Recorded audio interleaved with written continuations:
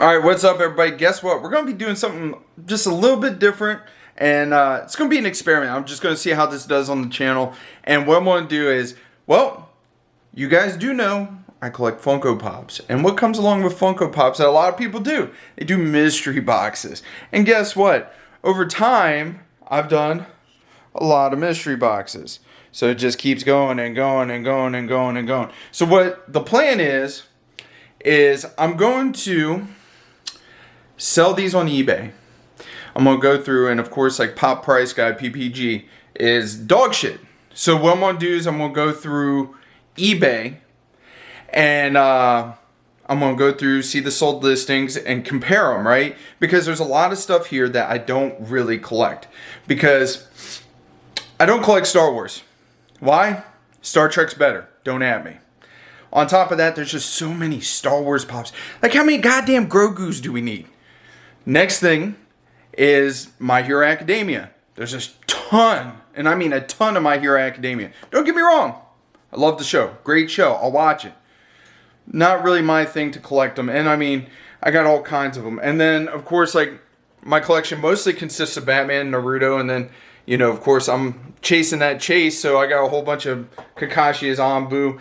And there's just random stuff I've gotten, you know, through mystery boxes, like Gloomy Bear. I didn't even know what Gloomy Bear was until I got this into in a mystery box. Next thing was like Thailand McDonald's. It's a pretty cool pop, like if you actually look at them, pretty cool, but doesn't fit into my to my collection. Another one, Flocked Coca-Cola Bear. He's cool and everything, but I don't really drink Coke. So I'm going to go through, I'm going to start listing them, and like I'm going to have to figure out, is it a better idea to list them as a lot or list them individually? Because I know, for example, like I said, Star Wars Pops are notorious for being $3, $4, $5, $6. It doesn't make sense to me to sell a Star Wars Pop for $5 and then have to, you know, end up footing the bill. So what I'm thinking about doing, especially with the Star Wars Pops, is listing them as a lot and then letting them go.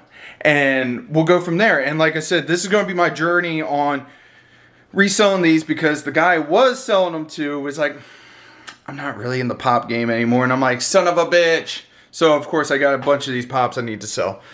All right, so coming up is going to be some of the listings I'm going to list for this week. And I'll update you guys come next week, so I'll film the next episode. So here we go.